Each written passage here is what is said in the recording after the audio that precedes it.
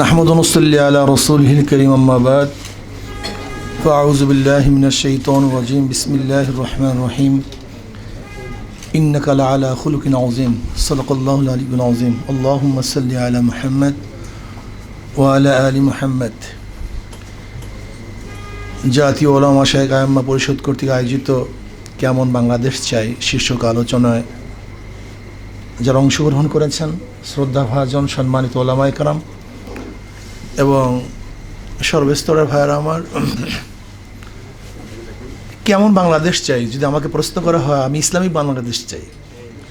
আমি একটা ইসলামিক বাংলাদেশ চাই যেখানে ইসলামিক শাসন থাকবে, কোরআন ও হাদিসের অনুযায়ী আইন প্রণয়ন হবে, বাস্তবায়ন হবে, সেটা আমি চাই। যদি এইটা এখনই করা সম্ভব না হয় তাহলে যেই স্লোগানের ভিত্তিতে দেশটা স্বাধীন হয়েছে সেইটা চাই। সেটা কি? সাম্য, মানবিক মর্যাদা, সামাজিক ন্যায় বিচার। দেখেন, আসলে আমাদের অনেকেরই জানা নাই বা জানা থাকলেও হয়তো মনে নেই, এ দেশ কিন্তু স্বাধীন হয়েছিল তিনটা স্লোগানের ভিত্তিতে: সাম্য, মানবিক মর্যাদা, সামাজিক ন্যায় বিচার। আজকে সাম্যতা আছে? সাম্যতা নেই, কোনো জায়গায় সাম্যতা নেই। যে ক্ষমতায় থাকবে চাকরি তার, যে ক্ষমতায় থাকবে না তার চাকরি নেই। যে ক্ষমতায় থাকবে তার তো খাদ্যের কোনো অভাব নেই। যে ক্ষমতায় থাকবে না ধুকে ধুকে মরতে হবে।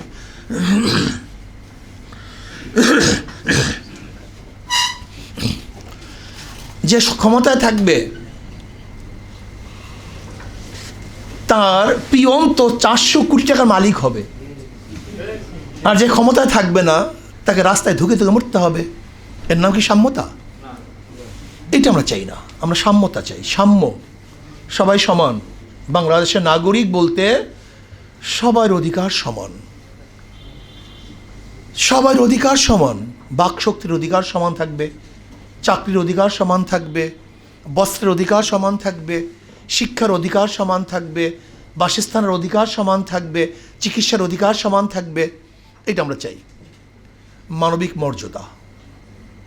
আজকে জানোয়ারকে শ্রদ্ধা সম্মান করি, কিন্তু আশরাফুল মাখলুকাত এই ইনসানকে আমরা শ্রদ্ধা সম্মান করি না। একজন মানুষ, সে কালো হোক, সুন্দর হোক, বংশীয় হোক, নন বংশীয় হোক, সে তো মানুষ, আশরাফুল মাখলুকাত। তাকে শ্রদ্ধা করা উচিত, সম্মান করা উচিত। কিন্তু না, আমরা কি দেখেছি? যারা জনগণের ভ্যাট এবং ট্যাক্সের পয়সায় চাকরি করেন, চাকরি, চাকুরগিরি, বুদ্ধিজীবী, আইনজীবী, আইন ব্যবসা করে যারা জীবিকা নির্বাহ করে তাকে বলা হয় আইনজীবী। আর যারা চাকরগিরি করে জীবিকা নির্বাহ করে তাকে বলা হয় চাকরিজীবী। চাকর, কিন্তু এদের মালিক কে? এটা তো চাকর, কিন্তু এদের মালিক কে? দেয় কে? জনগণ হলে এদের মালিক। জনগণ অর্থ পে করে, চাকররা গ্রহণ করে।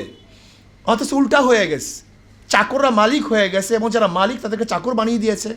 এরকম বাংলাদেশ আমরা চাই না। মানবিক মর্যাদা চাই।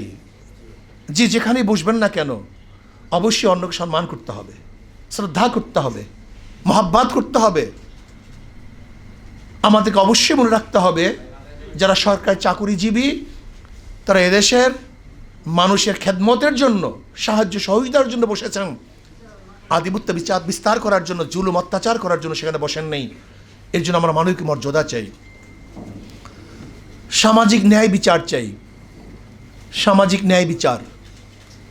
আজকে যারা ক্ষমতায় থাকবে হাজারো খুন করলে তারা মুক্তি হয়ে যাবে, খোলা আকাশের নিচে ঘুরবে, আর আপনার দল করবেন না, তাহলে আপনাকে ধুকে ধুকে মরতে হবে, আয়নাঘরে থাকতে হবে। এরকম বিচার আমরা চাই না। সামাজিক বিচার চাই, যেখানে জনাবে মুহাম্মদ রাসূলুল্লাহ সাল্লাল্লাহু আলাইহি ওয়াসাল্লাম বলেছেন, আমার মেয়ে ফাতেমাও যদি চুরি করে আমি তার হাত কেটে দেব। এই বিচার আমরা চাই। কে মালিকের সন্তান, কে এমপির সন্তান, কে এমপি, কে মিনিস্টার, এটা আমাদের দেখার বিষয় নয়। আমরা সবাই মাজলুমের পক্ষে, জালেমের বিপক্ষে। যে অন্যায় করবে অন্যায়ের বিরুদ্ধে যে ন্যায় করবে আমরা তার পক্ষে, কি আমার দল করে, কি আমার বিরোধী, এই ভেদাভেদ আমরা চাই না।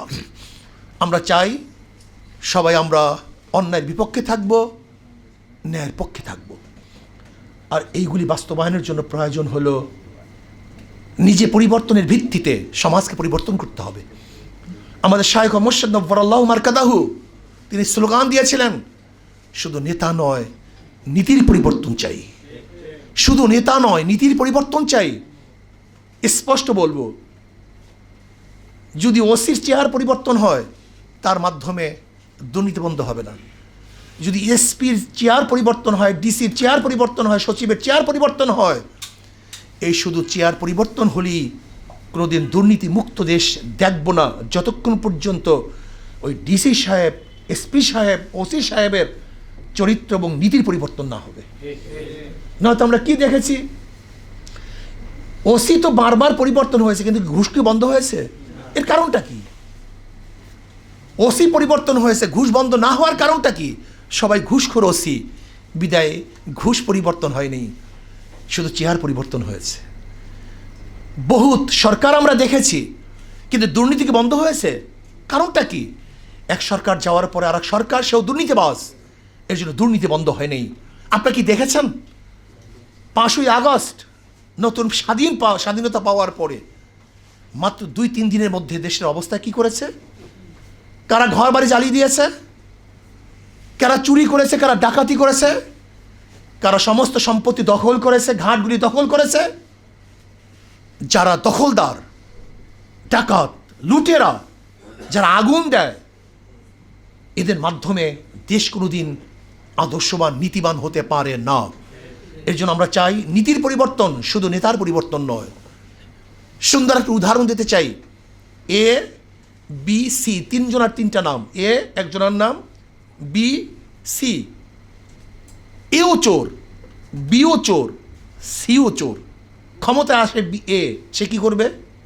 আবার আন্দোলন করো, সংগ্রাম করো, হটাও এ, রক্ত দাও, জীবন দাও, বসাও বি, সে কি করবে? হটাও বি। আন্দোলন করলাম, সংগ্রাম করলাম, রক্ত দিলাম, শহীদ হলাম, হটাও বি, চাই না বি, বসালাম সি, সে কি করবে? কারণটা কি? নেতার পরিবর্তন হয়েছে, নীতির পরিবর্তন হয়নি। দেশ স্বাধীন হওয়ার পর থেকে আজ পর্যন্ত এ, বি, সি যারাই ক্ষমতায় ছিল, শুধু মানুষের পরিবর্তন হয়েছে, নীতি ও আদর্শের পরিবর্তন হয়নি। কাজে নীতি ও আদর্শ পরিবর্তন না হওয়ার কারণেই সাম্য, মানবিক মর্যাদা এবং সামাজিক ন্যায় বিচার প্রতিষ্ঠিত করতে পারি নাই। কাজে আমরা চাই সাম্য, মানবিক মর্যাদা এবং সামাজিক ন্যায় বিচার প্রতিষ্ঠা করার জন্য কুয়ার মধ্যে ইঁদুর রেখে কুয়াকে পরিষ্কার করা যায় না।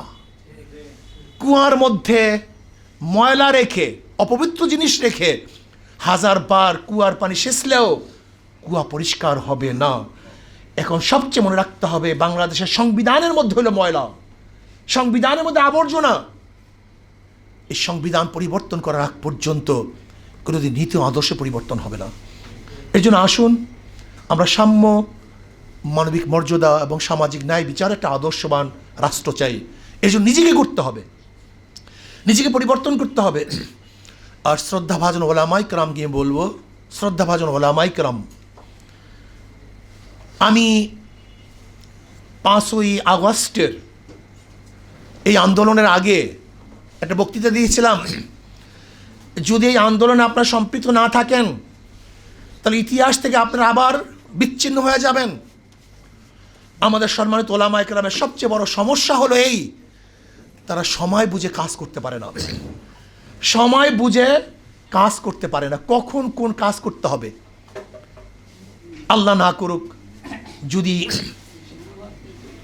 এই আন্দোলনে আমরা সশরীরে উপস্থিত না হতাম, আমরা সক্রিয় ভূমিকা না রাখতাম, তাহলে আবারও ইতিহাস থেকে আস্থা করে আমরা নিক্ষেপিত হতাম। এটা বুঝতে হবে। এর জন্য ওলামায়ে কেরামকে বলবো, কলবকে স্বচ্ছ করি, আর যে কাজ করব সেই কাজ যেন মানুষের কল্যাণের জন্য হয়, নিজের কল্যাণের জন্য না হয়। স্পষ্ট থাকা চাই। সব কিছু স্পষ্ট থাকা চাই। হেফাজত, এটিকে রাজনৈতিক দল না অরাজনৈতিক দল আমরা বুঝতে পারছি না। আমি হেফাজতের দায়িত্বশীলকে বলবো, আপনারা অবশ্যই হেফাজতকে রাজনৈতিক দল হিসাবে স্বীকৃতি দেন, ঘোষণা দেন, তাহলে আমরা মনে করবো এটা রাজনৈতিক দল। কিন্তু যদি উট পাখি হই, উট পাখির অবস্থা যখন বলা হয় তুমি বোঝা বহন করো না কেন, বলে আমি তো পাখি, বলে উড়াল দাও না কেন, বলে আমি তো উট।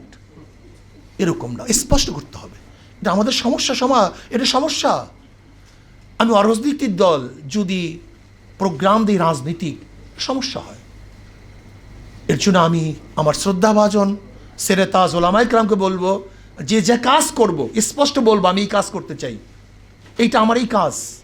যদি এইভাবে আমরা স্পষ্টভাবে কাজ করতে পারি এবং সমাজকে গড়ার জন্য সবাই ঝাঁপিয়ে পড়তে পারি, তাহলে ইনশাআল্লাহ সমাজকে গড়তে পারবো।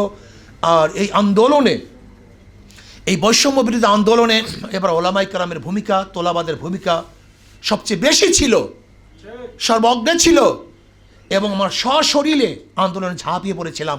কাজে আমি বৈষম্য বিরোধী আন্দোলনের সমস্ত সাথীদেরকে বলবো, যারা আন্দোলনে অংশগ্রহণ করেছেন, পরামর্শের সময় আমাদেরকে বাদ দিয়ে যেন কোনো পরামর্শ না করা হয়। আর একটা কথা মনে রাখতে হবে, এই আন্দোলনে শুধু ছাত্ররাই অংশগ্রহণ করে নাই। এক সময় ছাত্রদের দাবি ছিল, পরবর্তীতে এই দাবি গণ দাবিতে পরিণত হয়েছিল।